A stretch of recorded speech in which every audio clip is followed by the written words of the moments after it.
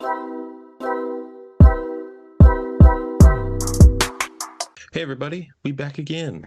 I'm Spencer, and of course we have our licensed clinical therapist, Naz. Dr. Naz. Dr. Naz. And this is the Different Spectrums podcast, where we talk about movies, shows, and mental health that surround those movies and shows. We also like to have some laughs, so don't take us too seriously. Or do. Completely up to you.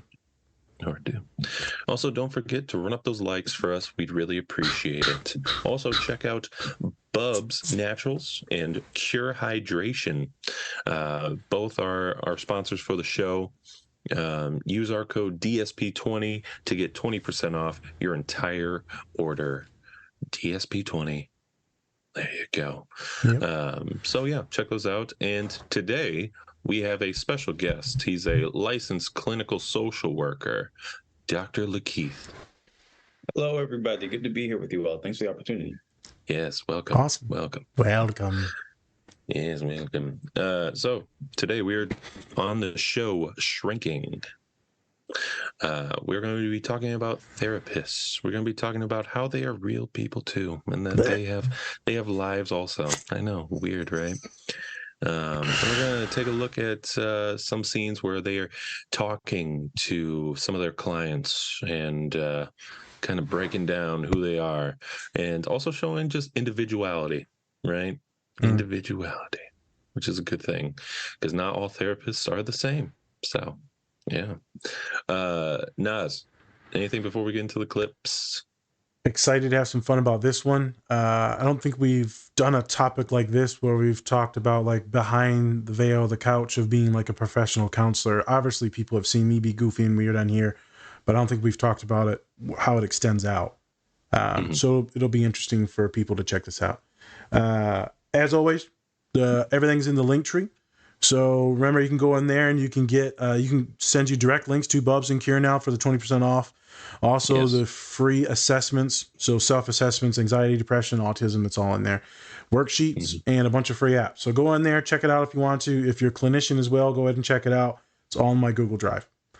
All right. So with that, let's have some fun. Whoop, whoop. Whoop, whoop. Do it. Hey, everyone. Before we get into the show, please check out our collaborator, Bubs Naturals. They sell a variety of health and wellness products, including collagen peptides, MCT oil powder, coffee, apple cider vinegar gummies, and other amazing products. Go to bubsnaturals.com and use our code DSP20 to get 20% off your entire order. I just ordered their apple cider and vinegar gummies, and I'm excited to try them. If you are looking for a high-quality, all-natural health and wellness product, Bubs Naturals is a great option. The company offers a wide variety of items that are designed to improve overall health and well-being. So go check them out, and remember to use our code DSP20 when you check out. And with that, let's get into the show. What's going on now? It's my mother. Again. Just once, I want to make it through one whole day without someone aggressively trying to make my life harder. It's just that, like, every time I get rid of one compulsion, another compulsion comes up, you know? Why am I always going out with superficial girls? I can't connect with them. This time it was my fault. I left my sunglasses at the store and he was like so mad we had to go back. Fucking barista, don't ask me to spell Dan. Turns out they weren't at the store. They were just on my head. Am I just gonna be alone? Am I just gonna be like a very successful man on my own? I can't not bite my nails if they're uneven. And how are they never gonna be even all the way? That's insane. Who's kind, someone who's smart. When I was growing up, I was her joy boy. I mean, they gotta be hot. But she's just such a bitch sometimes. It kills me. How does that make you feel? Like I'm stuck. Feel stuck.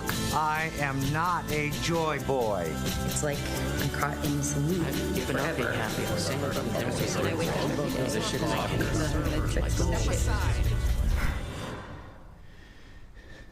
And he just kept on going on and on about how dumb I am. You're not dumb, Grace. He said if it weren't for my great tits, no one would want to take care of me, so That's almost nice. It's not nice. I know, but he loves me. Enough. Grace, we've been doing this for 2 years. 2 years of your life. I have never seen a guy tell a woman that she is dumb and lucky she has great tits and thought to myself, wow, they must really be in love. And you keep telling me how great he is. Well, I saw him. He's not that great. His muscles are too big. His shirts are too tight. Nobody likes that. It's gross. And what's the word? What's that word? What's the word? I don't know what word you're talking about. Fugly? He's fugly. He's a fugly man. Fugly inside and out. I am sorry. I don't know what's happening because I was talking and... Grace, your husband is emotionally abusive. He's not working on it. He doesn't intend to. He's made you think it's all you deserve. It's not. Just fucking leave him. It's not that easy. It is that easy. You don't have any kids? Just go to your sisters in Vancouver. But then... Leave him or I'm done being your therapist.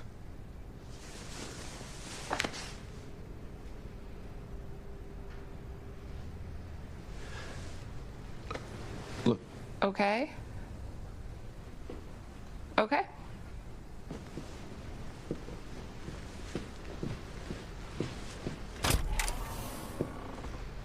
You're getting a fancy award.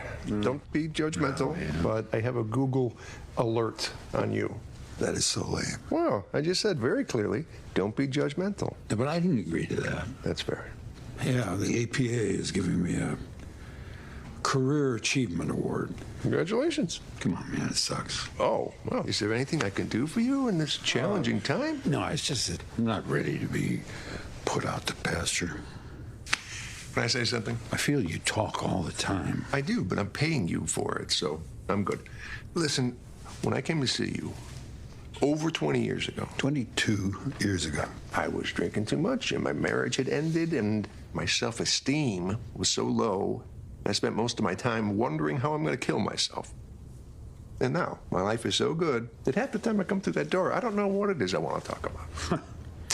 Today, I was going to talk about feeling old and wondering if I can still pull off a leather jacket. You can't. Ouch. Listen, Paul, you spent your whole career helping people. You deserve to be celebrated for a minute. Well, there's some people that might not agree with that. Yeah, like who? Okay. Well, just know that I am very grateful. Thank you, Paul.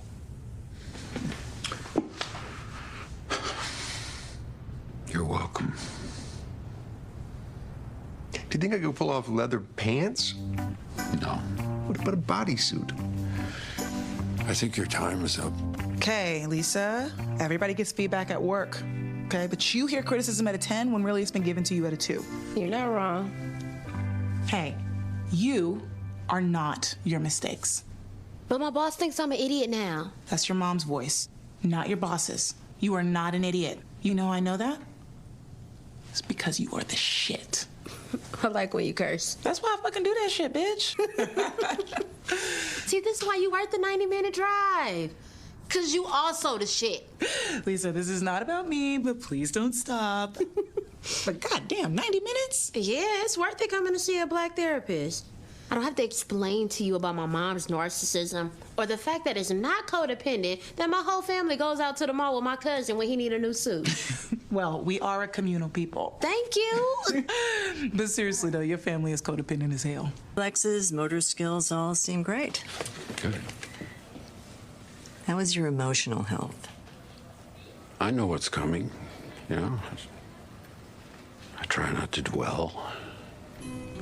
Whenever I need it, I put on one of my favorite sad songs and just let myself grieve for 15 straight minutes.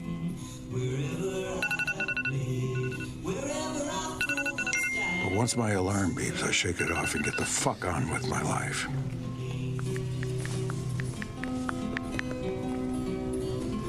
And we are back again. And we're live. Like a worm in the mud. Squiggling. Good for you. Good for you. You did it. You did it. I did it. So, yes, after we just watched some clips, but before that, Dr. Lakeith, why don't you tell us a little bit about yourself? Yes, thank you. So my name is Lakeith Sutton. I'm a licensed clinical social worker in the Washington, D.C. metropolitan area. I have been a social worker for 11 years, but a therapist for 6 of those 11 years. And I own and operate a private practice with my older brother called Therapeutics Counseling Consulting Services. Target specifically African American community in the Washington, D.C. metropolitan area. So we get clients from the District of Columbia, Maryland, Virginia, and even because I'm such an overachiever, even get some clients from Pennsylvania because, yes, I'm also licensed in Pennsylvania. In the words of my mother, I do the absolute most, both professionally and personally. So, yeah, we just work with the community, try to make mental health affordable, accessible. Initially, it was a practice that just started out with me and my brother, and now by the grace of something bigger than us, has expanded itself to a team of about 5 clinicians. So we're really just kind of focusing in on really, one, educating the public on mental health, but then 2, also saying like, hey, we're here, we're accessible. Even if our respective caseloads may be full, we still work with clients who call seeking therapy by calling some of our colleagues that we know who may possibly have openings and saying like, hey, we don't have an opening, but such and such does. You might want to reach out to them within the next 24 hours before that slot's taken. So really just trying to making sure that everybody gets services, whether it's from us or whether it's from another one of our colleagues that we feel as though is actually able to help. So yeah, still been having a fun time, just therapizing, as one of my clients says, and the DPD. I did not know that. Look at you. You're kind of living the dream. You're working with your brother. Well, as long as you like your brother, you could hate your brother, It took a lot of years for us to get to this point, but actually, that's my best friend. It's literally probably since we started, not a day that goes by where either I'm not talking to him on the phone, FaceTiming him, emailing him, texting him. It's quite a beautiful thing, but at the same time, extremely annoying. Yeah. I'm sick. You're alive still? Jesus. Damn.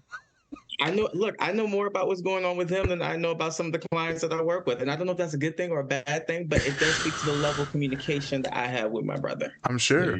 It's 10 o'clock. So did you have a good bathroom break? 10 o'clock? Exactly. Are you eating enough fiber? I've noticed you're off schedule today. This is strange. What were you doing last night? Oh, yeah. All right. I'm not gonna lie. That is technically kind of the dream that hopefully I can fulfill with my brother and pops in Michigan in the next coming years, is to start branching out and have some of the folks that are on the pod start being part of this autism clinic in the Detroit metropolitan area. So it's kind of cool that someone's doing it. Right? That means there's hope, there's faith. I mean, it's a short, uninteresting story. And long story short, how all this came to happen, I can never forget it. It was back in 2013. My brother and I have always lived independent, separate lives, just doing our own things. That led me straight into college, from undergrad to graduate school, and that led him to the military and actually going that route as far as like an education. Yep. And like most good conversations for siblings, what does this happen? In my mother's living room, our mother's living room. And I just happened to be coming by the house to check up on him, see how he's doing. And he's in town visiting from North Carolina.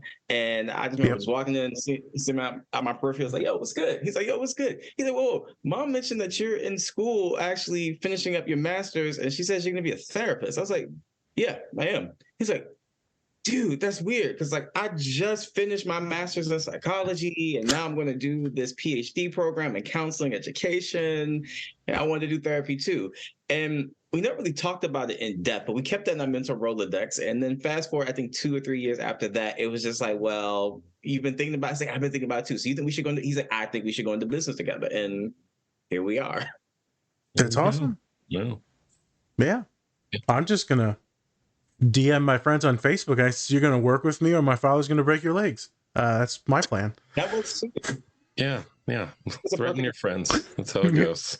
Yeah, I'm going to be like, well, if my pop catches you in the wheelchair, you're mine. So if you can't run away from him. Well, excited to have you on the pod, man. It's really exciting and it's a pleasure. It's an honor. That's awesome to hear your story. Honestly, it was really cool. All right. So kind of getting back into shrinking. What made you want to do this show? So with Shrinking, I fell in love with the series. I'm not gonna lie. After the first episode, I was hooked. I was like, "Oh, this is gonna be a fun ride or adventure." For two reasons. One, I love that particular brand of humor. I am a big Jason Segel fan, and not to mention the fact that also, no surprise, millennial. Big Harrison Ford fan because Indiana Jones was just like all of my childhood, all three sequels. So when this came on, it was like, I was automatically kind of sucked in. But then also in watching the first episode, looking at it both from a perspective of just a viewer, but also as a clinician, I was like, oh, this is going to be fun because that clinician's hat is going to come on just to kind of assess and watch this and say, that's accurate. That's not. Right. That's good practice. That's not only unethical, you could probably get arrested for that. So I just kind of got pulled in because I wanted to see what direction all of this went. And much to my satisfaction, I was very pleased all the way up until the season finale. And I will say that this show is probably one of the best depictions from a satirical standpoint of what it is to be a clinician, what it means to be a professional who's in the business of helping other people heal, but also what does it mean to be a human being who's also messy, who doesn't have their stuff together and struggles every day to try to get things together. Right. I think I wanted to add, and this is a personal thing about watching therapist shows, specifically with men as the therapist or counselor. It's going to sound weird, but and gruesome or whatever, but it is what it is. I'm finally glad that neither one of the men in the movie had sex with their client. Like every time you see a therapist, they're having sex with their client if it's a dude. And I'm just like, you got to be shitting me. And I know it's a personal thing, but I always watch it and I see it in all these therapy things. And the dude's always a sociopath taking advantage of his clients. And here, both of them are sweethearts. Obviously one's going through a long stuff and Parkinson's, and the other one's, long story short, right? His wife died. He's in an extreme amount of grief, right? It's his best friend, his person. But I'm just glad they were good people. You keep seeing all these dudes be terrible on TV, and it's like, am I destined to be a piece of shit? Right. Like I used to be one. I feel like Mrs. Doubtfire. I used to be one. So that was one thing I really enjoyed about it. Now it's really accurate, really awesome. The characters are awesome. One of the female leads I'm literally in love with. If that was an actual human being, like I would stalk them. I'm just going to be honest. I don't know what else to say other than stalk. And there's the creepy factor. There it goes. There it is. Only a little. Because Jessica Williams is an awesome comedian and actress. Yeah, in the most loving, affirming way. Yeah, of course. Like to you're be just honest, there to protect her. Yeah. All right. I'm so fat and tired, though. I'd probably never go through with anything because I'm just too tired. So. Okay, and then there's the sadness. There it goes. There it is. Let's continue with the scene. Yes. So, do either one of you mind giving us an overview of what the show is, and then kind of what the first scene is? Oh, certainly. So the overview of the show is you pretty much get a glimpse into this private practice, a cognitive behavioral therapy center located in California. You get a glimpse of this private practice with three clinicians through the eyes of Jason Segel, who has recently experienced a tragedy of losing his wife, and how he has just completely, he's going through, as you can imagine, the cycles of grief, just really kind of working through it. And through that grief, you get introduced to who he is, which is a therapist, the practice that he works at with two other clinicians, played by Jessica Williams and Harrison Ford. And from there, you see his interactions both with his colleagues, with his patients, and with his family. And the show just really kind of shows you the life of this particular clinician, both professionally and personally, and how the professional can impact the personal and how the personal can impact the professional. Yes. And his life is very much intertwined with the people that he works with, but also the people that he loves. That includes his team of clinicians. That includes his daughter, who's wonderful. He has hilarious neighbors who are very much involved in his life. Best friend that he's trying to make amends with and figure some things out. You really kind of get this view of a clinician's life based off of where they are in their particular journey. In his case, his journey through grief and how that's shaping things around him. And it gives us like a fun adventure to kind of experience what it is that he's experienced with all these people. Yep. And so the scene, I'll take over here from the scene. The scene itself is little backstories. This is episode 1, the first scene. And so you see him on a bender, and his neighbor's like, hey, turn down the music. So he's doing a bunch of drugs, staying up, and you don't know that he's a therapist yet, right? I thought he was going to be the one in therapy. And then you see that there's some grief stuff going on, and then next thing you know, he's in the office. And now he's sitting there listening to his clients, and he's got probably 5 or 6 of them. I think that we see probably 5 in that clip, which is a pretty heavy day. You're supposed to really only see about 5. And then mentally, that's the studies have been shown, that's where you check out after 5. But he's seeing his clients, he's hearing all their same repetitive stuff. He's kind of like zoned out. He's feeling like trash, completely hungover. He was just with some hookers, so he might have some STIs coursing through him too. Now, well, I'm not going to judge. No, I'm not going to judge. Do what you got to do. And so we see a snapshot of him kind of getting fed up with listening to people. And so one specific client of his, young woman there, she is in an abusive relationship, not physically, but mentally, emotionally, put down all the time. Partner is very derogatory towards her looks, her intelligence. She accepts it. As we see the story arc over the show, it looks like she's starting to build some resilience and some confidence. She's starting to get empowered, and she's setting some boundaries, but she has this thing where she always wants to do good by people and people to like see her in a positive light. She looks like a wonderful individual, but she believes that she is not worthy of really anything, so she allows herself to get crapped on. And you see him, the character, he's like, hey, I'm sick of this shit. I'm done. He's freaking out. He wigs out and says, he treats you like trash. We've been going over this for 2 years, Grace. Two years. Like, what are we doing? What are we doing? I've been in this position as a therapist. So we're not breaking up with them. Okay. And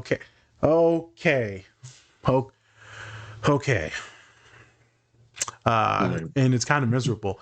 And then he makes this stupid thing, which is unethical. If you don't break up with him, I'm done with you as my client. I'm cutting you off. And so I think that's what we're going to talk about. Maybe some ethical stuff now. Technically, him blowing up on her, it was inappropriate. Can it happen? Yeah. Can you act like that with someone? Yeah. But if they're like consenting to it and playing along with it, or maybe you have that relationship with them, but she was completely caught off guard. I have a wonderful story for this, but we'll wait. Because I remember doing this with a client. I said, what do you want? I said, do you want me to be aggressive and angry like everyone else? Because I can do that. It was funny, the interaction afterwards. I'll explain it. So I'm going to kick it to Spence real quick to get your thoughts on the scene, and then we'll go back to Dr. Lakeith. You see him as this therapist, right? What you think? What were you thinking about? Just thinking about how it's at that point he was more of like a friend role than like a therapist, I guess. That was kind of like my first thoughts, because I feel like a lot of people or friends in your life kind of either want to say it or have said that to them. Now, I don't think a lot of the time that you're going to get her response just being like, okay, yeah, all right, well, that'll happen. It gets more into like they're starting to like defend their loved one instead of actually kind of digging a little bit more deeper and realizing that that what they're doing to them is wrong and they probably shouldn't be with them. And it's always funny when he said that, when she said, like, it's not that easy just to leave. When he's like, yeah, it is. You don't have any kids with him. You could literally just go to your sister's house. It's the easiest thing ever. And I find it funny when, like, I have friends that do that same thing with loved ones that are just probably not right for them, or they're just, or maybe they should just move on and be by themselves for a while, right?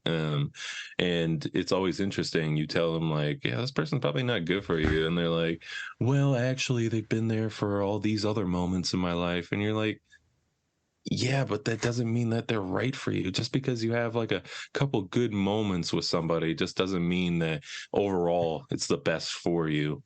And sometimes that's tough to really kind of get to them. So from that aspect, I totally see, you know, from the outside in, it's totally like, yeah, I think you probably should have said that because maybe that's the wake up call she needed. Right. So, Who but knows? yeah. And I'm kind of interested in knowing from like a clinician's viewpoint on what y'all thought of it. Would you like me to go, or would you like to go first? No, you go. We always kick it back to you. Got you. Okay. So, in watching this scene, one, it was funny because as a clinician, depending on what you have going on personally, depending on what your clients have going on, how long you've been working with them, you can, because you're human, you can reach a point where like you really get frustrated, right? Really do get frustrated as far as like, I have been here listening to you for 2 years talk about this, and we have not made any headway. There's nothing wrong with that. The issue was the approach. Now, how he handled it, I'm not gonna lie, awful. Just awful. You cannot give an ultimatum to a client because the fact that can be interpreted in so many different ways. One, your client can internalize it. Oh, so now I'm in this other dynamic with you to where if I don't do what makes you happy with me or proud of me or making you feel as though that you got success with me, you're going to terminate me. So this relationship, it's conditional. And to a certain extent, therapy, it is a conditional relationship because at some point you have to graduate from therapy, but it's conditional in the wrong way in this context. It's conditional on you as my clinician feeling good that I'm doing something that makes you feel good. That's a huge problem.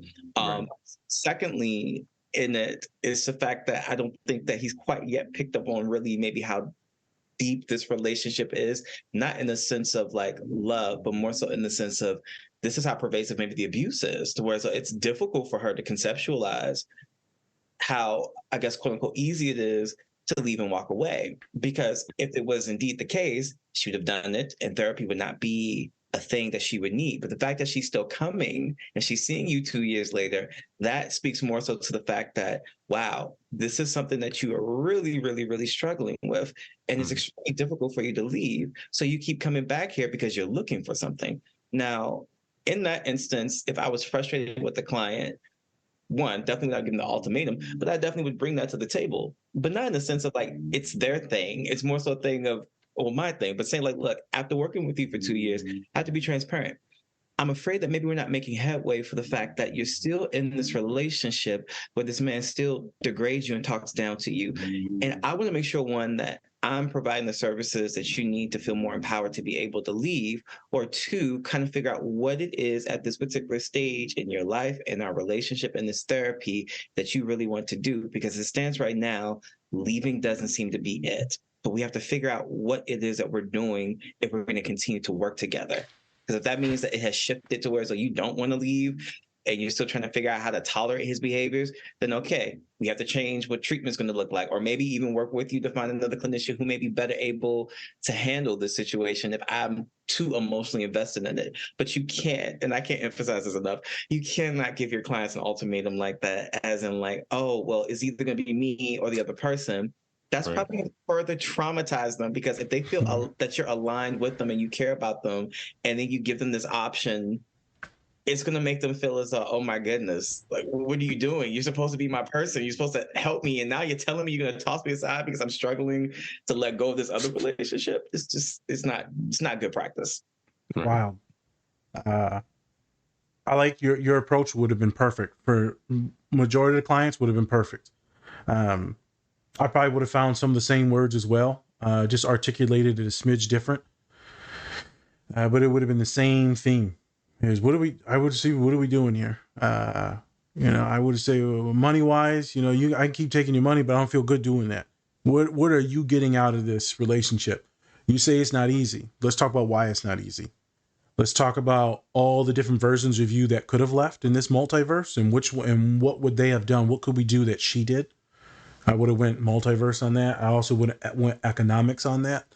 And I would say, hey man, I would have brought it a little personal. I say, you keep coming with this stuff.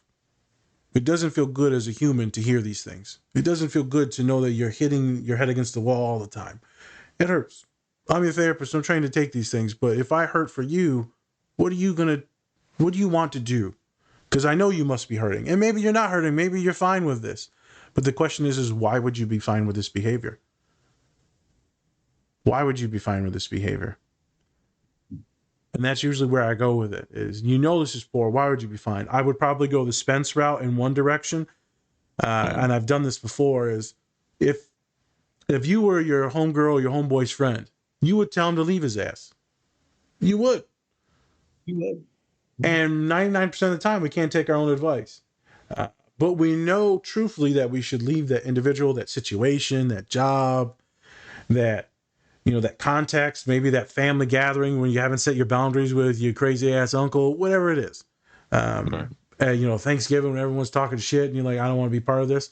A lot of my neurodivergent clients that have an inability, they don't have their confidence yet to say like, hey, I don't want to be at the social gathering for more than 10 minutes because I get overstimulated. Well, I don't like how you leave the room. I'm using a fake name, Rebecca. I don't like how you go outside, you get fresh air and you go for a 10-minute walk, Timothy.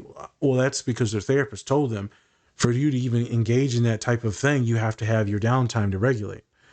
But a lot of my clients won't set those boundaries because they are scared. So let's switch off of that. I have a funny story because Spencer knows me. People on the podcast know me. I may not be the most ethical person. I got this loaded dice in my office. Oh, Jesus Christ. So I said it hits a what do I got? It's a 7 or 11. It's a 7 or 11. You got to do your homework and whatever it is, relationship, but actual physical homework. They got to go to the dean's office, whatever it is. They got to send an email. 7 or 11. You got to do your homework. 7. And you're like, fuck. I said, we do 2 out of 3. I see, I'll let you roll them this time. Then they roll them 11. I'm like, oh, looks like you got to do your homework. And then the smart ones will be like, wait a minute. They'll see the smart ones will see it's fake dice. I just keep hitting. I need to go to the casino or something. I'm telling you, boy, I've had some people. I remember one person's face literally dropped. I have a good relationship with someone. I forgot who the individual was. I said, real quick, when we did the homework thing, it said 7 or 11, you never find love. 7. Well, I guess it's over. Not doing anything. I guess we don't need therapy anymore. We're terminated. Oh my God. FYI, Lakeith, we have some fun on here. You do not have to co-sign any of this. That way you can maintain your professionalism. I don't agree with this at all. Look, I'm all for getting clients to interact with therapy in ways that aren't necessarily traditional. So, hey, if it works, it works. It works. Grifter at this point. He's not even a therapist. I'm just a grifter. Hey, man, which card is the queen? Which card is the queen? None of them are queens. Hey, the thing is, I don't even know if it works. I'm just doing it. That's just your own entertainment at that point. I'm not gonna... That's one fun thing about us neurodivergent folks. We have a lot of fun in here, and we don't really need anyone else to play along. We are in our own world. Yeah, as long as you're having fun, that's it. That's all you need. I have a question real quick. Go ahead. What did you think of when he started going at the boyfriend's looks, like he's fugly over and over again? Like, I want to know, can you as a therapist tell them, like, yeah, your boyfriend is fugly? Like, me personally, so I'm going to therapist hat back on and being professional. I would never say anything like he did in the room. I know that I would probably be fired if they complained. And that's just downright derogatory, just saying anything labeling about anyone. Like beauty is always in the eye of the beholder. Personality, whatever it is. Whenever I'm talking about clients and trying to define what are they attracted to, it's the whole gamut of things.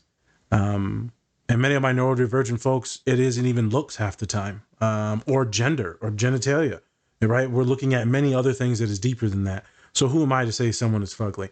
He was really pissed off. He was throwing shit at the wall, see what landed, see what stuck. Right. But I would never comment on anyone's partner or size or color, any of that. I just wouldn't do that. Even if it was my friends here, I have no right to comment on my partner or my friend's partner. That's off limits. You can go, Lakeith.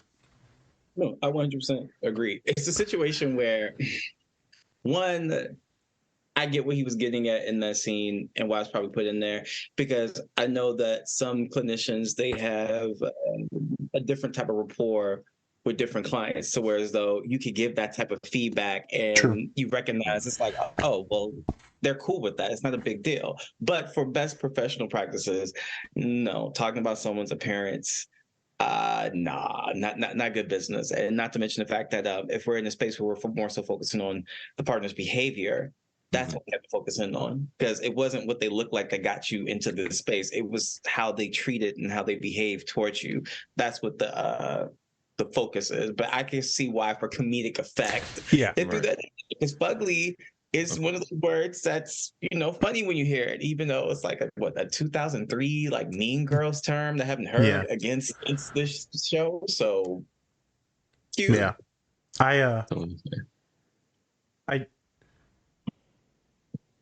Oh no, I'm going to say this. Being a male clinician, it just don't even go anywhere near it. I don't care what gender it is. If you're a male clinician of color, which there are not many, anything that you may say or do or interactions could be held more nasty without good intent. And so just be cautious of that. Be cautious if you make any comments about these things too with your coworkers about looks or anything like that.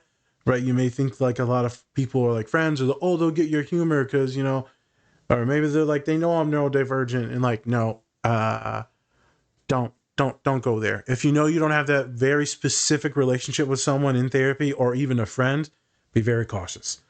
Specifically, if you're a person of color and someone a larger or just a male in general, I would be very scared for anyone.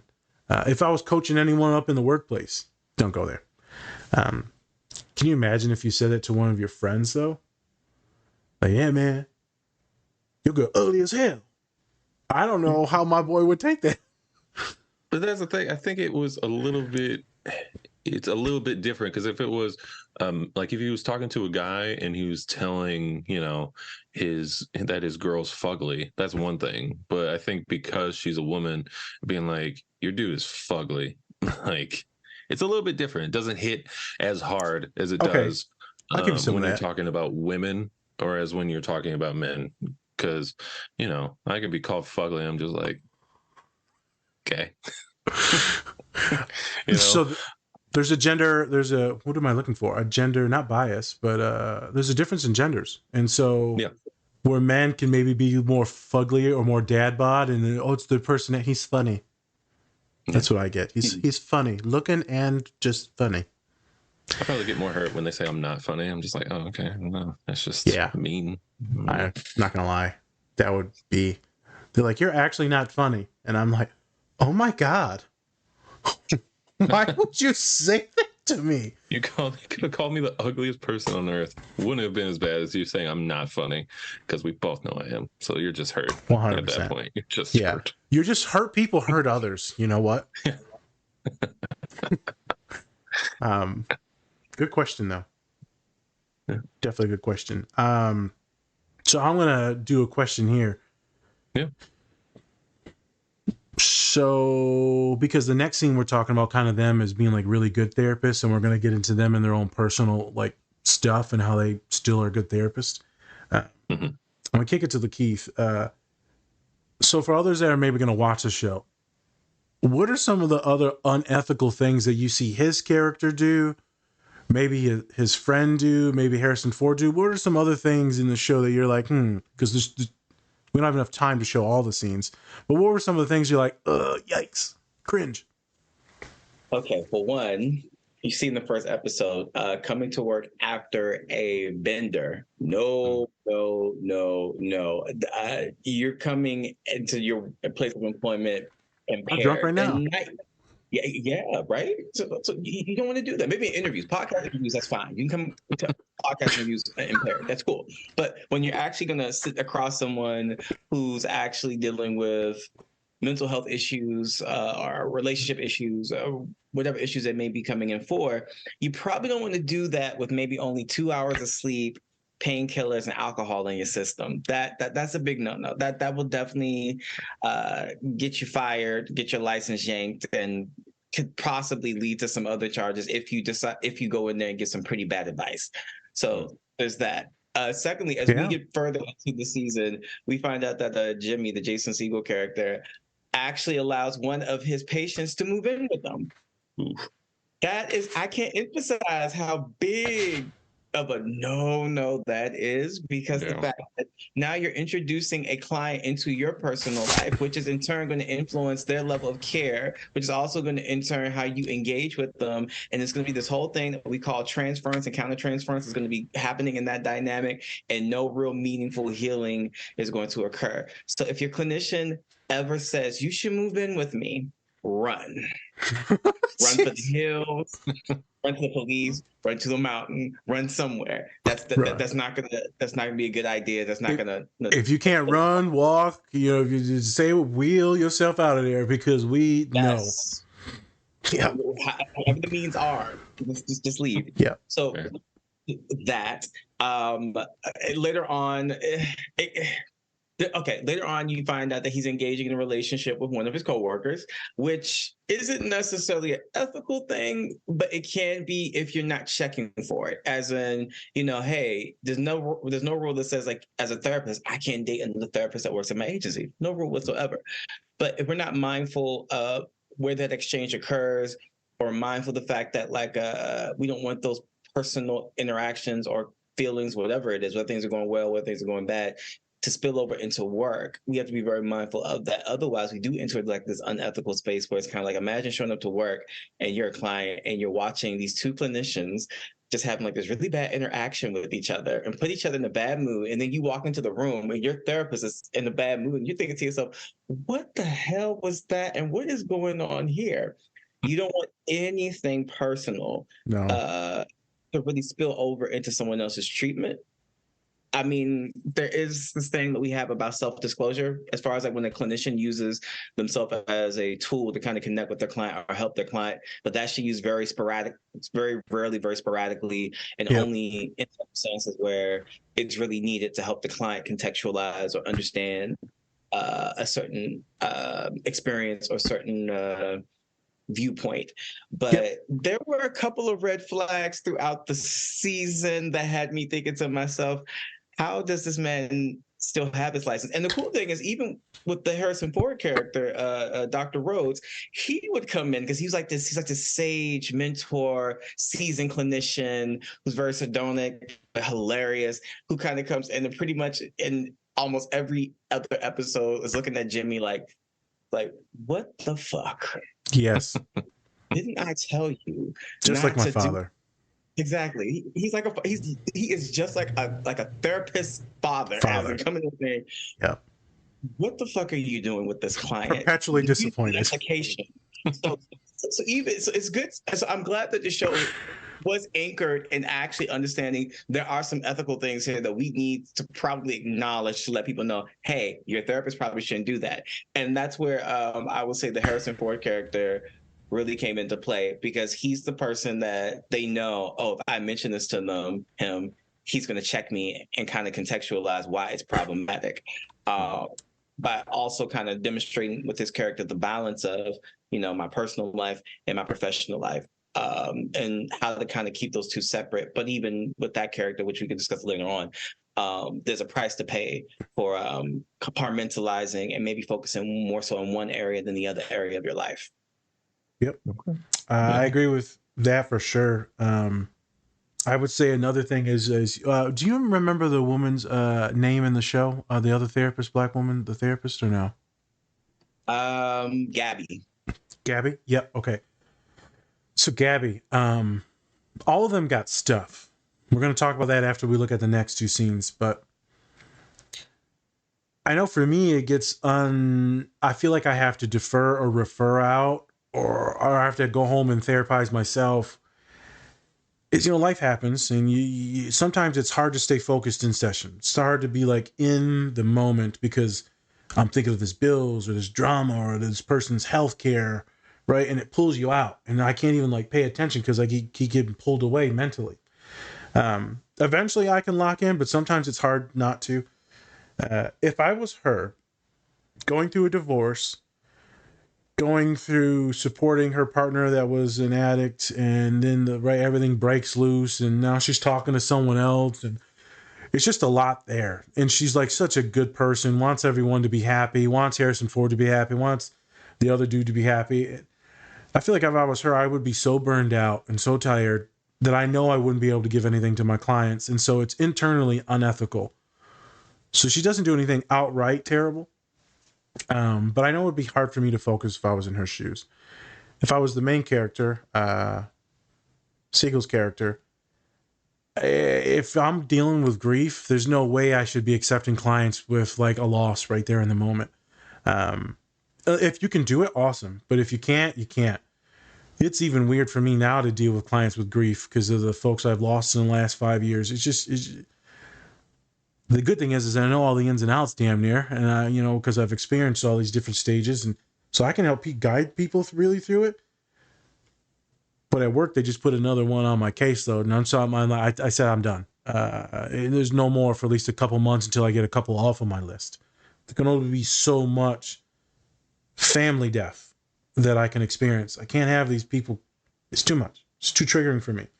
And the last thing is tying into all this. I can't work with kids, man. They're too innocent. They're too loving. They're too vulnerable to the world, to family. And so I've noticed when I work with kids and I go into the elementaries to like volunteer and stuff, and they're all over me and they're having fun and laughing and we're playing, and they'll be like, "You're coming back tomorrow, right?" And like, I know I'm not coming back because my volunteering is done. I'm like, "Yeah, I'm coming back. See you tomorrow, Jeffrey." Because I'm not good with goodbyes, and I don't want to give people abandonment issues, but then you're going to abandon them anyway. So I'm just hoping they'll just forget tomorrow because they'll be distracted by some other white guy. I don't know. White man, I see you. There Mr. you White are. Nas. I'm distracted. He's not as good. Nothing else can get in my way. No. Oh, look at this guy. He's the unseasoned Nas. It's the blandest chicken I've ever had. We call it buttered chicken. Ain't no salt on this shit? No, it's just butter. Nope, it's just burnt chicken. That's it. Yeah, Jesus Christ, it's burnt too. And all jokes aside, I just know. And so someone asked me the other day, they said, "Now, so you're going to chase your dream, right?" I said, "Yes." "You're going to build that community center working with neurodivergent folks and kids, right? Kids?" And I said, "Not with kids. I can't do the kids."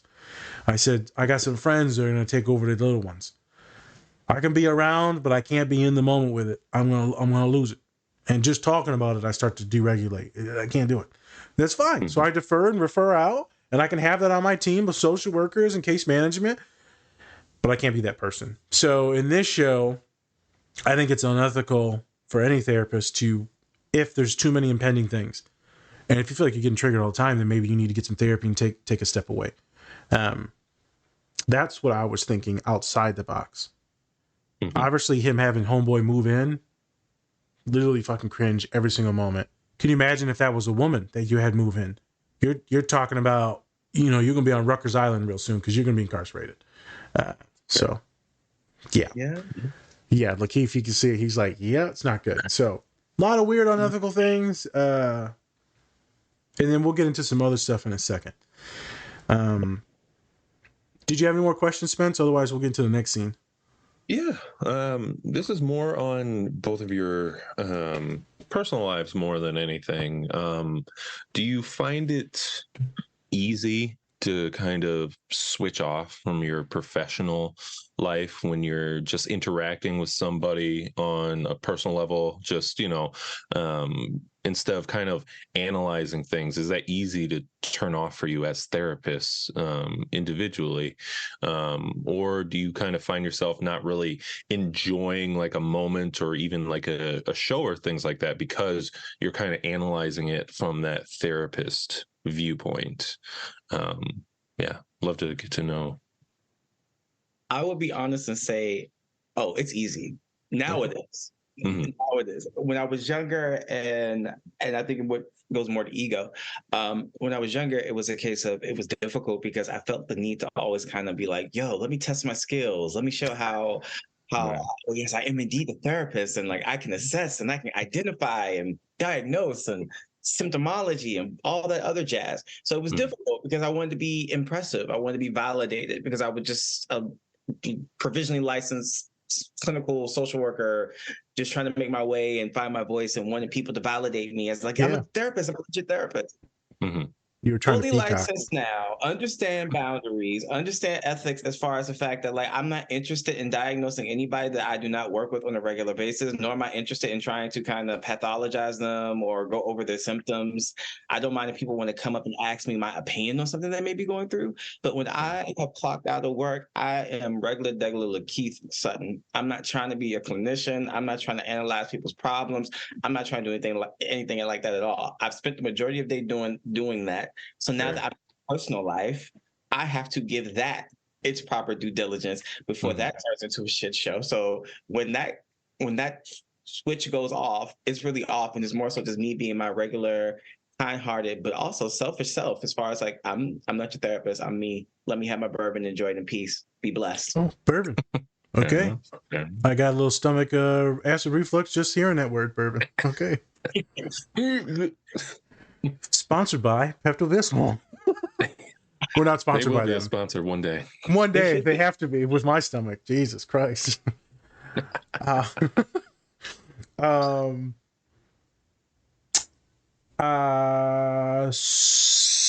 It depends.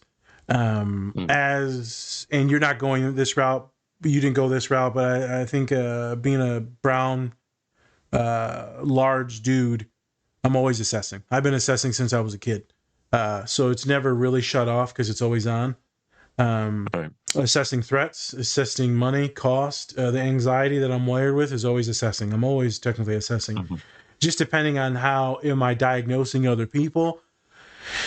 Not necessarily, but I'm still somewhat assessing people as if I see them a threat or not to me or my family financially, right? Every little interaction technically is a small assessment because like there's people getting shot these days. So, therapeutically though, I don't really think that I'm therapizing my friends. Like I'm pretty much in the moment, vibing, chilling. Now, my clients will creep into my mind though. So my friends have asked me this. So are you like therapizing us and like assessing us? I'm like, yeah, I might have, but like I'm not now. We're just vibing. Like we're just like I've already known you for 10 years, 15 years. Like I don't need to assess. If I did assess you, that was 10 years ago. But my clients will creep into my head. Something will trigger it. I'm watching a show, or maybe I saw an email pop up. Like something will trigger it, or a funny meme. Or I'm like, oh, I'm going to show this in therapy in a couple days because this person's going to really laugh at this. Because my clients, we have the relationship where they know I like memes, and some of them follow our podcast. I don't follow them back; they follow us. And many of my clients will send me emails, memes, videos, reels. Like, I think you'll really like this, or I think this is you, or look at this thing on ADHD, because I work with a lot of neurodivergent folks. We do not always communicate with our words, hence why I like the name Lost for Words Therapy. This is why we created this podcast. And so people will send me things, and sometimes it triggers some stuff. I can easily shut it off, but it does get triggered on. The only time where I can't shut it off is when it's pretty traumatic and there's a lot of trauma throughout the week, and then it's harder to shut it off, and then I start to deregulate towards my drive home. That's the only time when I can't shut it off, is when it's just too traumatic, of too many stories. So then I'll talk to my father about something, and I'd be like, I don't mean this, but I just hope everyone dies. And he's like, well, geez, a bad day. I said, humans are sickening. So those are the days I can't shut it off. Right. Doesn't happen often, but like some days I will come home and I'm just like, when that asteroid in 2050 is supposed to come, I'm like, I'll be very thankful. Everyone on the podcast that has anxiety, it probably won't happen, but statistically, eventually it's going to happen. Everyone on the podcast with anxiety, poof, they're just panic attack. Well, won't be thinking about that anytime soon. No. Yeah. What I'm saying is you can leave your partner now because in a couple of years it won't matter. This is not advice. We do not give advice on this podcast. No. This is not but serious. You know, if it happens, it happens. What are you going to do?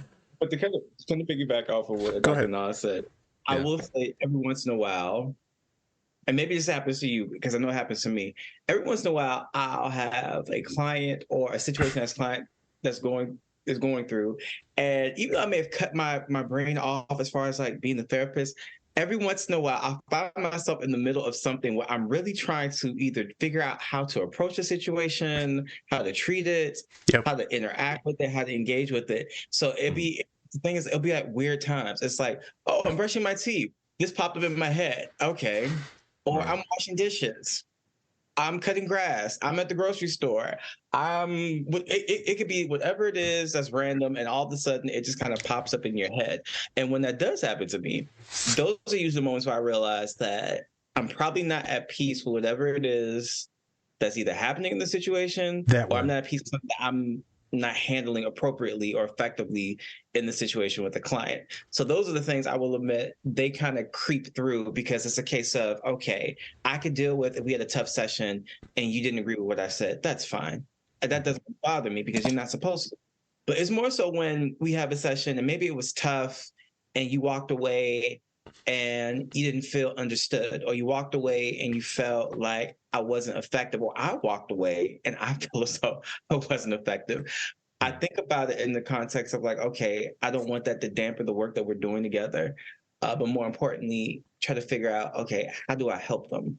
So those, sometimes I will admit, those instances when you get those particular cases, particularly ones that are really, really complex. And I can see why Dr. Nas is like, the kids are always the ones they stick with you throughout the day, because the vulnerability, it's what they don't know just by way of age and development and whatever situation that they're in that they can't really control, because it's the adults in their lives that are shaping it. Mm-hmm. Those will be the ones that will really bother you or kind of creep up on you when you're not trying to think about anything, that you're just stuck trying to figure out from where you are in your role as a clinician, what can I do? Yeah. I can't stay in empathy when I'm working with young, or I'm in the schools. I can't stay. I always go into the sympathy and doom and gloom, because I'll see things and I start to project, because that's what I do. I project out what's going to happen when they go home, and I see the way a kid is getting grabbed and how they're getting yelled at as they leave, and I know what's going to happen when that kid goes home, and I know how that kid only needs like some love and some nurturing, some quality time, because they're coming around throughout the last couple of weeks. And then I see something bad happen, and it's gut wrenching, and it's too triggering for me. I don't want to deal with it, and I know that I can't deal with it, and so I don't. I check out of that. So I have fun and I volunteer, but I couldn't do it as a clinical job, because I wouldn't, and I probably would do fine, but I don't want to have to put myself in a position where I may do something unethical, where I may like tell a parent to, go F themselves, and, you ever touch this kid again, I'll do something. I don't ever have to be in that position, because I know that my old school ass and how I was raised by my father and mother, that's going to come out. Mm-hmm. I remember a kiddo, this is as close as I've ever gotten to checking a parent. It was summer, and they're picking up all the kids, right? At St. Mary's, picking up all the kids, and the parents said, "Oh, hey, Nazir." I said, "Oh, how you doing?" They said, "I'm so-and-so's parent." I said, "Oh, okay. I can't confirm or deny I know who that is, but it's nice to meet you." Yep, and they just talk so much about you. And I said, "Oh, that's awesome. Hopefully you have a good summer. And since they're doing so well, try not to fuck it up." And they just looked at me, and I was like, I shouldn't have said this. I'm going to walk away now. I was young, and I didn't want them to mess up what I just did with this young woman over the last year. It ended up being a wonderful relationship. They did well. The mother did well. We got forms, releases to talk, because there was things that we needed to talk through. But yeah, I can shut it off, can't shut it off. It just depends. If I'm being honest, these days, I'm such in this weird psychological state where I'm so just grateful that me and Dr. Lakeith have just gotten done with school. I'm not glad that's done with. I'm glad I'm moving on to the next chapter. I'm in this gratitude, like, weird phase, and like everything's like triggering, and I'm fucking crying all the time during my workouts. It's intense. I can't, if it's a more than a 3-minute drive down the road, I'm crying. It's not. It's been awesome. It's just happy tears, not sad tears, happy tears. So clients aren't seeping into my head. It's other things. That's good. Yes. I'm glad you're at a point where you go 3 minutes, you're like, everyone's having babies. Everyone's healthy as shit. I'm like, none of this was supposed to happen. We were all supposed to be degenerates and probably dead. And so now I'm just sitting here like, this is fucking awesome. And now I'm helping people. Me and you save lives. Like, I didn't predict this. Real quick, did you predict that you were going to be someone nurture and save lives? I thought I was going to be a mediocre politician. Oh, okay. Well, all right. Way better route. way better route. I would have been the one selling you drugs. So I thought I was going to be a mediocre, like, city council member, just do enough. And this is how jaded my view was for a long time until I went to college. I had high ambitions, but they were also really, really soaked in a lot of just kind of pessimism. I thought I was going to be a city council member, be mediocre, get reelected over and over again, have a nice pension in retirement, and do the bare minimum for wherever part of the city I was living at the time. Because I just kind of really thought that's all anybody ever did when they got into positions of power. Yep. Right. So to be, as you mentioned, to be in this space doing this, like 17-year-old me is looking at 34-year-old me now, is like, who the hell are you? First off, you're bald now. That's number one. I was bald in high school. So You're out here and you're actually kind of helping people and talking about feelings and talking about empathy and biases and implicit biases. It's like, who is this person? And I look at that kid and I say to myself, I don't know, but whoever he is, I actually like him. I like him. I like him. That's good. I like him. Yeah. I don't know if I always like him, but I'm happy to see that he exists. I seen someone post on Facebook the other day, said in 3 words, what would you tell your pet previous self? What would you need to tell, right? And mine was just going to say, just don't quit.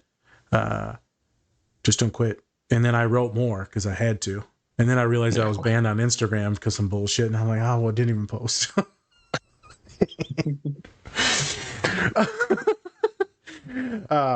It was a stupid thing with our Instagram. We'll be back up and running completely by Tuesday. They're just not letting me make comments and reply to people. But yeah, it's just don't quit, folks. Good times. But me and Lakeith and Spencer are privileged enough to make it towards the end of a lot. We've still got a lot of struggles ahead of us. Don't get it twisted. Oh, yeah. But to be therapists, to talking about shows and having fun, to a couple hundred people that are going to listen to this, which I appreciate all of you and love all of you. Shout out Cali, Jersey, New York, Minnesota, top 4 places that listen to us. It's a privilege. What's happening in Michigan? What's up? Yeah, they're struggling. It is what it is. All right, let's get into that second scene.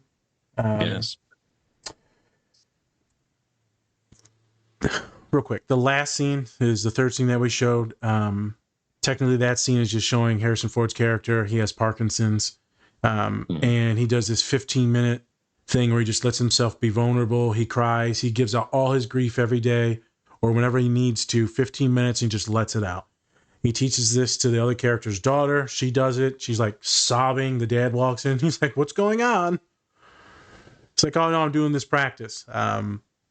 And so I know Dr. Lakeith wanted to talk about that because it was kind of funny. The second scene itself is Harrison Ford's character got some awards. And his baggage is he works all the time. And that's what led to a lot of mistrust and distrust and avoidance of his daughter. The relationship has kind of been severed. And so she starts to come around a little bit more, and then he lets her know that, hey, I've got Parkinson's, so she tries to become the protector. And he's like, hey, I'm not retiring. And she freaks out, leaves him, says, you're a piece of shit, you've never changed. It's always been... God, there was one scene, it was horrific. In a good way. She said, everyone would always tell me how awesome you were as a clinician, that you were the most loving and kind and compassionate and intelligent individual. And I would see you, I've never seen that person. I don't know who that person is. That's how bad the relationship was. She felt so left out. And it was heartbreaking. I feel like that's maybe a common thing with therapists, doctors, teachers. I think there's so much compassion fatigue that we get burned out. And so we don't show up at home. So his character is going to get some award for retirement. And he kind of doesn't want to go to it because he doesn't want to retire. He doesn't think that he's old, still he thinks he's got time to give. And his client, which is the janitor from Scrubs, who's like an evil character. So it's kind of weird to see him in the chair. Probably because he's so fucking evil. Typecasted him now. He said, "Hey, dude, you've actually helped me like my entire life. I was literally just trying not to kill myself when I first met you. And now I just come in here and we chat and philosophical. And do you think I can pull off a leather coat? No? Okay." They have the relationship where they can be shitty with each other, which is with me, with many of my clients. The one the other day, I said, yeah, me and Spencer are going to talk about, because they know we do the pod, we're going to talk about Avatar. Oh, they said the anime or the blue people? I said, the blue people? You racist little son of a gun. I said, I'm not racist. I said, yeah, you people, huh? You people. Oh, you people. Blue okay. people? Yeah. Oh, yeah. Okay. Need you check yourself, little white girl. Well, that's just a fact in general. But it's actually funny because Harrison Ford and that guy were actually in The Fugitive together. Oh, so, there you go. He has a brief cameo, like he was a cop in the train station. So they must have a relationship. Yeah, they're tight together. They must. And they actually brought up that scene in Scrubs. He was like, yeah, I was an extra in The Fugitive. And JD's like, no, you weren't. And then it shows him actually being the cop. So, that's awesome. I think he gets shot, but there you go. And then it transitions over to Gabby's character, where she's getting hyped up by her client as well, and they're both empowering each other, affirming each other, validating each other, which I think is fine to technically do, right? Because people be like, "No, you're a really good therapist." I'm like, "Go ahead. We're just gonna sit in this moment, and I'm just gonna accept on how good I do for you." Some of my clients would be like, "I graduated." I'm like, "I get 10% of all your earnings in the future." They're like, "What?" See, Lakeith, don't co-sign any of this, but I'm not gonna lie. One day I will be sued, and it will be bad. We need Lakeith Sutton to come in and testify. I know nothing. I know absolutely nothing. Everything that I know is all right there on the podcast. Yeah, true. See, it is. Yeah, stool pigeon. I'm watching you. And it's just awesome. And I think one point I wanted to point out is she goes through a lot of stuff, and she still shows up to work, does her thing. Lastly, is they talk about her being a black clinician and the client driving 90 minutes. That's a long time. And so I kind of want to dive into that too. So that's kind of the scene. And then obviously my side quest that we took on that, Lakeith, now you know that we go on side quests. So many side quests. So many. Yeah, they're fun. Yeah. And here, there's like 50 more in here that we should have went on of. Most of them would be unacceptable. Yeah. There's no main plot for our video game. It's all side quests. It's all That's what it's built around. It's like side quests, and then I guess we'll have a main story. You know? Yeah. So pretty much you guys are like the living version of like when Pokemon was first introduced to Game Boy. So like Oh yeah. Okay. The side quests to actually get the actual badges from the gyms. Before you even did that, there you go. I have to find a bike. I don't even know where I have to find where to learn cut at. I don't know. I don't get it. I don't know where it is. Yeah. All right. I feel like my brain works. My ADHD and neurodivergence works like Grand Theft Auto. Except for there's no main plot and it's just a bunch of weird shit. And then eventually I just give up playing the game because I'm bored. And so nothing ever gets done. What's the ending to this? I don't know. I don't know. But I just went on a murder spree and the cops were chasing me and then I hit bumper left, and now I'm good. So, okay. Side quest done. Lakeith, let's get into your thoughts about them as therapists, maybe them being affirmed, or maybe them dealing with all their stuff. You can kind of go in any direction that you want with this. And then also maybe how to use a therapist, compartmentalize, ground, right? I think that's where I want to go with this. To show the human side that we're not robots. We deal with shit. We try our best. Well, the one thing I would say that, without a shadow of a doubt, in my opinion, that they got 100% correct and down was the personal lives of these clinicians, because these are realities that we face in our personal lives that we have to compartmentalize to an extent to show up into our sessions. And some things we can't even compartmentalize. As you mentioned earlier, sometimes we have to actually reach out to clients and say, look, I'm going to take a step away because I have this going on. I have my own physical health that may be deteriorating. I may be falling into the role of becoming a caregiver, or I may have all these other personal things going on that require a lot of my energy, a lot of my time, a lot of my emotions. And what I liked about the characters was the fact that for all three of them, it wasn't this case of like, oh, it's this clinician that just shows up and just seems so well put together and has all the right words. And even when they don't have the right words, they have the right words and the right approach to make you think like, oh, wow, you just nodded your head a little bit. Now I'm thinking for myself, that's amazing, right? No, it didn't do that. It gave you more nuanced characters that made you fall in love with them and appreciate how they do show up as far as their clinicians. Like you have Harrison Ford.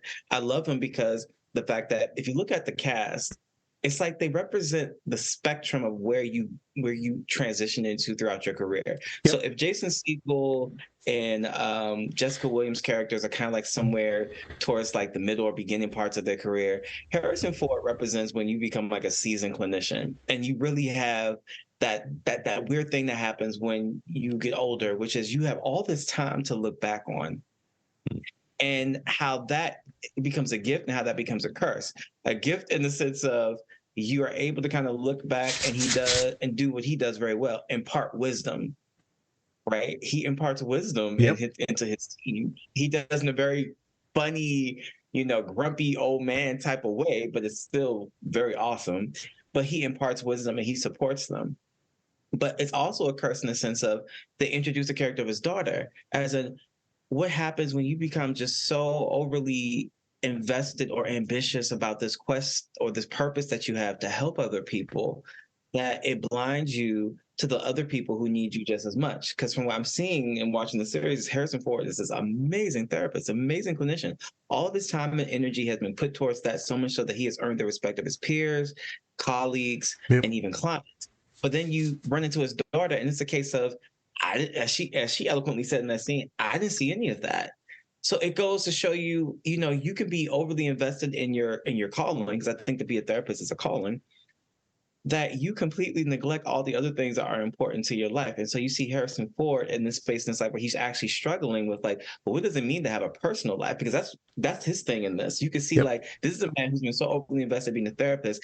He does not want to retire for the simple fact that, what am I supposed to do with myself when this is all I've ever given all my energy to? I haven't watered the relationship with my daughter. I'm divorced.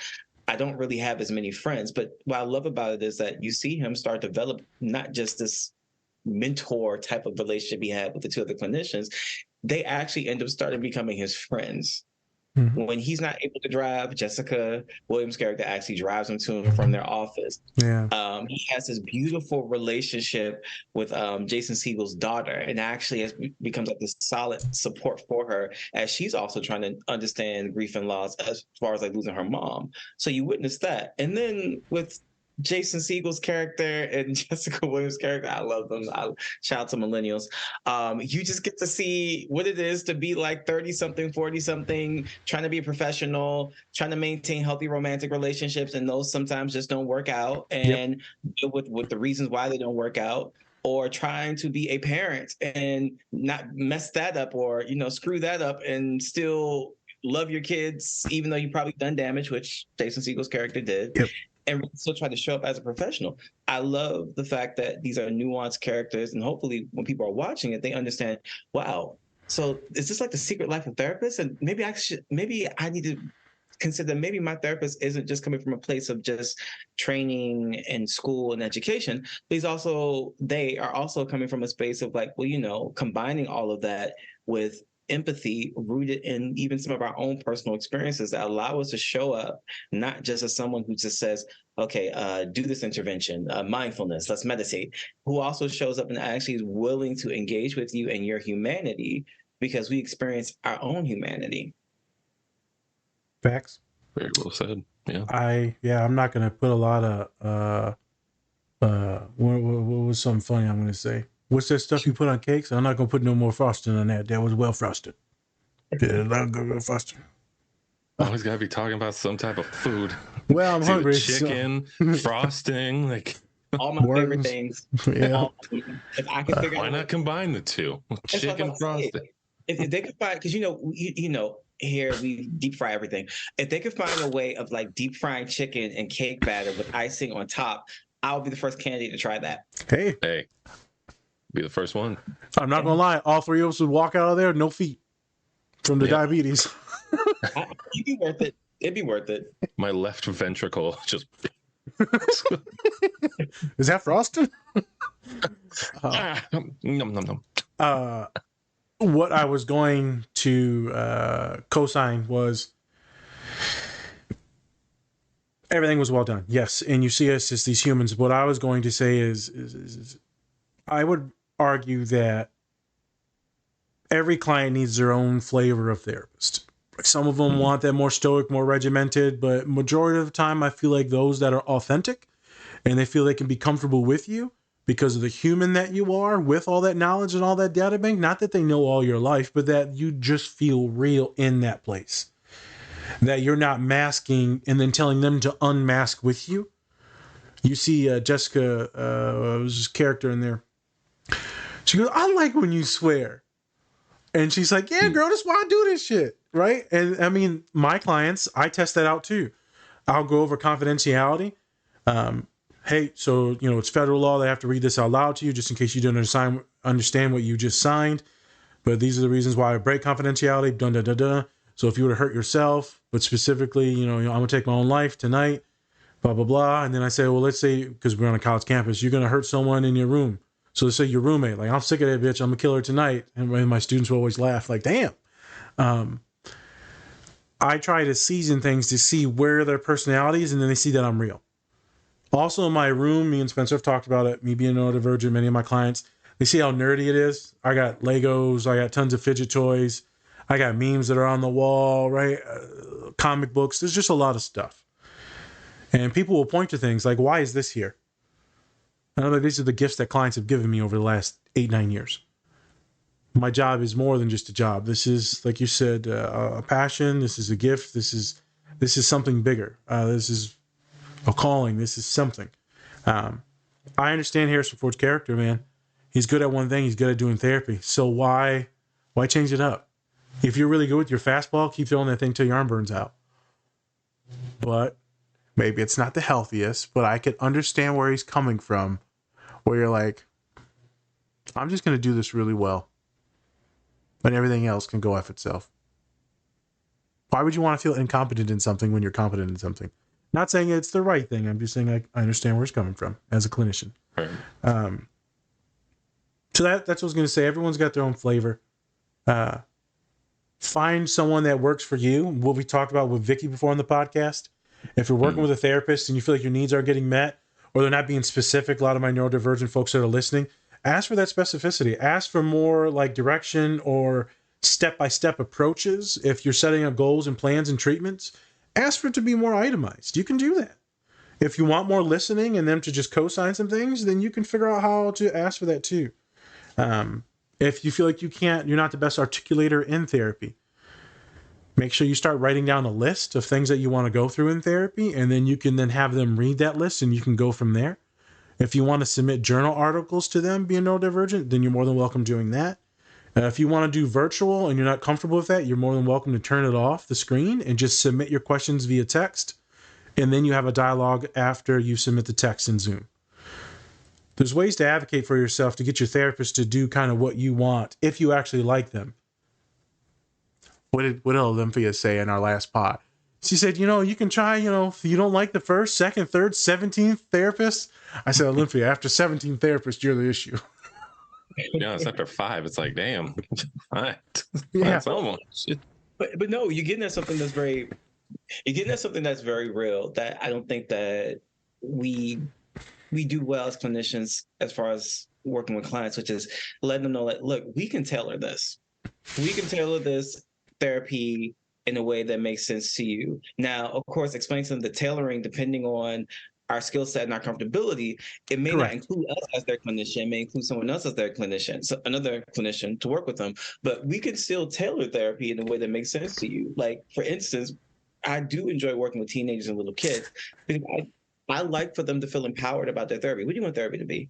It's like, do you want to sit in this room and you want to talk to me? Okay. What you want to do via telehealth? Okay, that's fine. Or would you rather go outside and we play basketball? Or we go walking? Or would you like to sit in here and you want us to do some crafts and we talk? Or do you want to actually sit and we play some video games and we talk about how your day is going?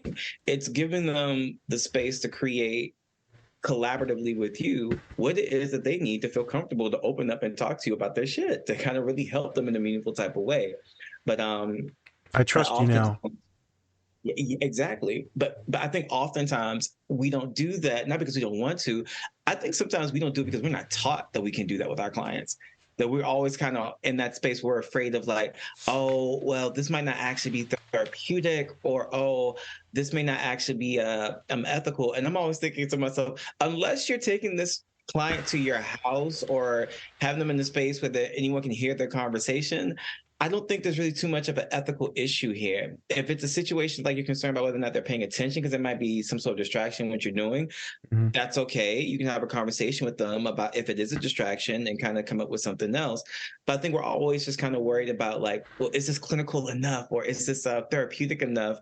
That we just kind of forget, like sometimes the clinical intervention or therapeutic intervention is probably the simplest thing that's available to us. As in, this kid opens up and talks to me, we're playing games, and guess what? I guess during therapy sessions, we're playing games.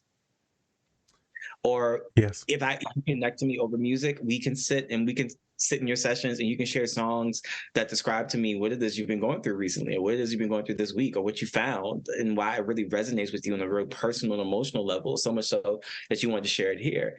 It's working with our clients to kind of tailor therapy in a way that's actually, well, therapeutic for them. Anyone that's neurodivergent listening to this just was like, I like him. You'd be surprised in how long we've talked about video games, comics, music, and I'd be like, oh, this is a good song. And I'll co-sign it being a good song. And then next week, so I'm like, we need to talk about this fucking song you sent me. And they'll be like, what do you mean? Has it this whole song talking about killing yourself? So we need to talk about that. What are you talking about now?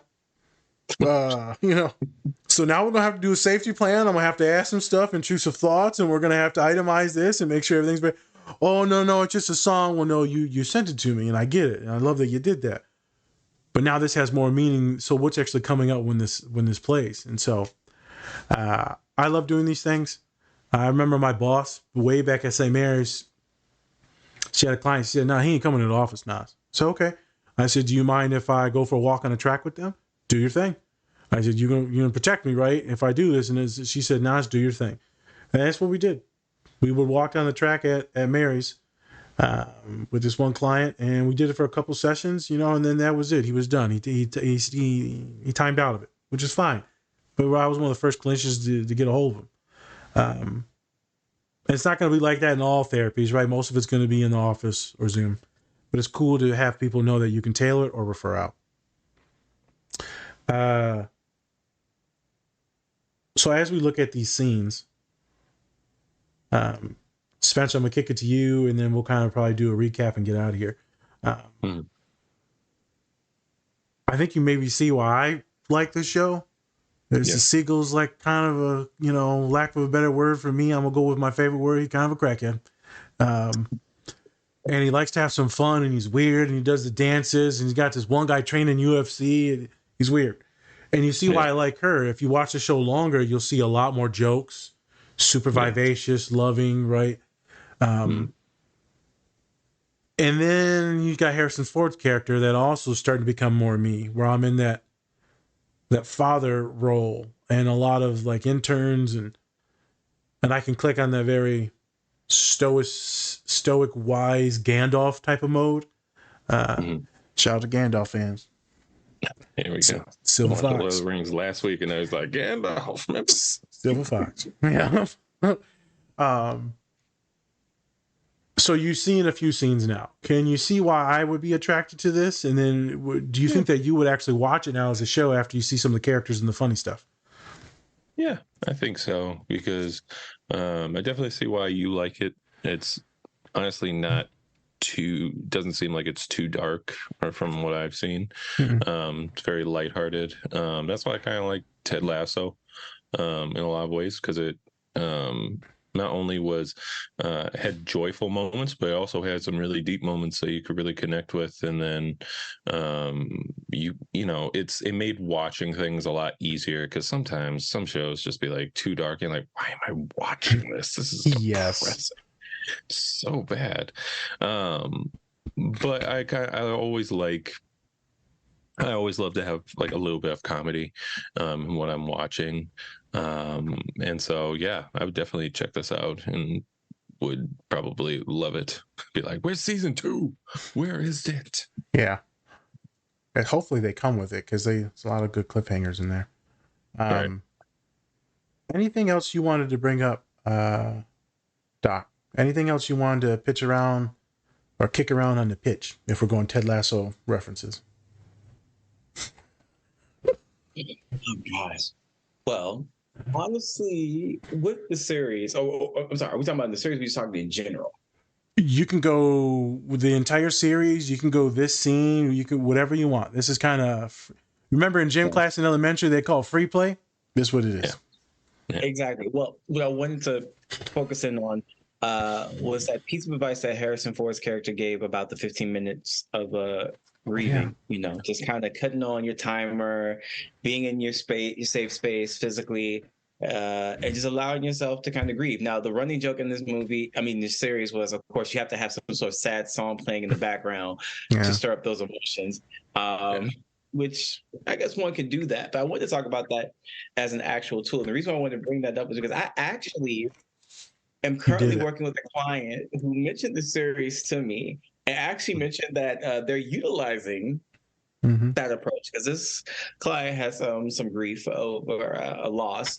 And I was like, first off, wow, you really watched the show. You watched all the episodes. Awesome. And then told me they actually utilized the technique. And much to somewhat my surprise, they enjoyed it. They're like, no, it's actually helpful. It actually allows me to have time to kind of focus exclusively on my grief. It gives me that space to where it's like, I can't run from it. I can't hide from it. I have to really kind of face it, but it's not so long to where I'm stuck in it. It's just acknowledging it and acknowledging those feelings and then just kind of going on by my day. So I was like, no, hey, if that works for you, by all means, keep it going. But the reason why I like that, but I also want to give caution to that, is because, as previously stated, it does create a space where you get to grieve. You get to confront those emotions, feel those emotions, let them run their course, through your body, through your soul, through your mind, and kind of release something that you otherwise would not allow yourself to release. So that's a good thing.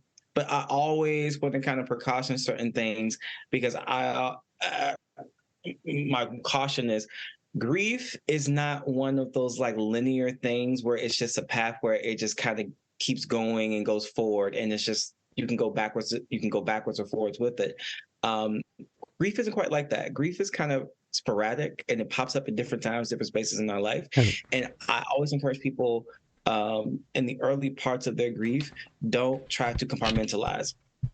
So that's what that 15 minutes does. It allows you to compartmentalize your grief for those 15 minutes, be able to deal with them, address them, and work through them. And that's a great thing. Problem is though, that's usually a helpful tool for people who are a little bit further into their grief. By that, I mean, it's been 3 years, 5 years, 10 years, 15 years. It's not very helpful in the beginning for this simple reason. When we first initially deal with grief, whatever the circumstances are, we are just learning what this particular grief looks like, what it feels like, how it manifests in us. The grief that you feel when you lose a parent is going to be different than the grief that you may have when you lose a friend or a lover or someone that you're really close with. And so initially, we have to understand how this particular version of grief for us is going to look like in order to be able to really understand it. So with that, I would say in the beginning phases, don't compartmentalize. just kind of allow it to flow in the ways that it's going to flow so that you can understand it. And then once you begin to really understand it, then we can really kind of talk about what does it mean to create these spaces to where, so like when it pops up, paying homage to the grief and also working it out. But in the beginning parts, don't feel as though you have to box it off, only because you're boxing off something you don't fully understand at this time. And that can do more damage than good if you're trying to box something in that you don't understand. It's kind of like boxing in a lion. It's like, okay, so have you been boxing a lion before? No, but I'm going to try it right now. Good luck with you in doing that. It's kind of like that. So you don't want to do that until you understand what exactly it is that you're up against when we're talking about various forms of grief, if that makes sense. Yep. When you said lion, I thought of Tiger King. I will never financially recover from this. One line. That one line, I just keep using it every podcast. But it's a good line. Not to mention the fact that, have you guys seen like the TV movie they made based off of the documentary? No. Oh gosh, you guys have to get on. I think it's like Peacock or Tubi, one of those networks. But like, no, it's. I would say it's just as hilarious as the documentary. Okay. And the cast that they chose makes perfect sense to play all the different characters. Because I think it's playing Carol. All right. Check it out. I was going to pivot on what you said. I could see where that could be a very valuable tool for someone that is compartmentalizing all day, every day. So a lot of our clients said, I got shit to do. Like this therapy and feelings, this feeling stuff, you Gen Zers, I got bills to pay, motherfucker. Right? You new age. I'm acting like my father right now. Y'all got too many feelings. So I could see it for someone that may be a little bit more older or has a lot to do, and they're already kind of just not checked on their feelings or emotions at all, and not allowing themselves to feel anything at all, and probably had to plan the entire funeral or whatever happened and just don't feel anything. Then this could be a good strategy for them to start opening that window with 3 minutes, 5, 10 minutes, and then start processing some of that stuff in therapy. Otherwise, I co-sign everything you said, but I feel like that could be baby steps for someone that really doesn't touch any emotions. Yes, I just started watching Lord of the Rings, so I finished it all. It was like 3 or 4 days, watched like 6 movies. It was intense. Stay up to like 6 a.m. like 2 days in a row. I didn't even know what the fuck I was. Side quest. And there's always like this butterfly thing with Gandalf. And I'm going to use this metaphor because I do this with clients all the time. If a thought comes, if you're working out, cycling, whatever you're doing, don't run from that thought or emotion. So most of us humans are, boom, get distracted. I said, just chase it. And wherever it takes you, if you tank, you tank. Just kind of follow it, see where it goes. So you're not afraid of it every time it pops up. And if it's an intrusive thought where it's bad, just follow it, see where it goes. I do this a lot with my students with like pretty bad OCD too, to get them habituated to something, to get that intrusive thought to become less overstimulating. I pictured this is somewhat of that scene where you get that 15 minutes to follow that butterfly, kind of see where it goes. If it goes nowhere, you're good. If you're in your emotions and you're deep in it, that it is. If you start to get a little panicky, it is what it is. I could see myself doing that, and I've done that. Putting the timestamp of the 15 minutes, I remember it was a long time ago. Client told one of my girls, so you get 2 minutes to cry, that's it. Suck the shit up, let's go. And they grew up like that, because I would notice in therapy, they could shut it on and off so quick. I'm like, what the you were just sobbing. You were literally just sobbing. I've never seen anyone sob quite like that. And now you're good. How? A lot of trauma in the course of life. And this was a very emotionally charged individual. And a little bit more volatile. And so that's why they also got referred to me. Because I'm good at working with anger. And specifically, people of color. And we ended up breaking past that fucking thing that they got programmed. 2 minutes. 2 minutes and you're done. 2 minutes and you're done. I said, maybe we need longer than that. And if you don't need longer, then okay, 2 minutes. This is what that scene made me think of, right? The scenes, things, sayings, your words make me think of things. And sometimes humans. If this helps you, awesome. If you feel like it's doing what the doc is saying here, you know, you're putting a timestamp on it and you still need to go, or right, you don't even know when grief's going to hit you, right? Or emotions, right? The other day I was working in the garden and I thought of my mother, and then there were some weird emotions that came up, right? And you follow it and then it's done. I couldn't have planned for that 15 minutes when I was gardening. So yeah, I think it could be a valuable tool for some folks. I think it could be a valuable tool if we think about it as a daily meditation instead of just a grief. So a daily time to practice, to just sit down and debrief what the fuck just happened today. Today was a dumpster fire. Let's, when I go for my workout or my drive home, let me take 15 minutes, put on my good song, which is right now for me, Imagine Dragons, My Life, which is literally just like, just dumpster fire of emotions right now for me. Fucking Imagine Dragons. Bastards. How dare you? I should sue them. If I crash, I'm suing them. I'm suing them. Sons of bitches. I think all of us have those songs. Me and Spencer talked about in the last podcast with Coco. What songs make you remember certain people and trigger certain memories? So I think it could be a good ritual for people to practice for many different things, not specifically just grief. I do think it's funny how hard they cry when they play the songs, though. Like when Homeboy, the seagull dude's on his bicycle, he's sobbing, Spence. And then he gets hit by a car. I forgot. Of course. Yeah, I think a car door opens and then he goes fucking flying over it. And she's like, "Are you hurt?" He's like, "I was crying before this lady." They're also damaged and yet good therapists. See what you want. I think what we learned from this, and this is what we'll leave on. You want a therapist that's been through a lot of trauma. You have to really assess, hey, have you been through trauma? No? Yeah. Well, I can't work with you. Yeah. On the the more trauma the better. The more trauma the better. You hand your therapist a scale. So on a scale of 0 to 10, how broken are you?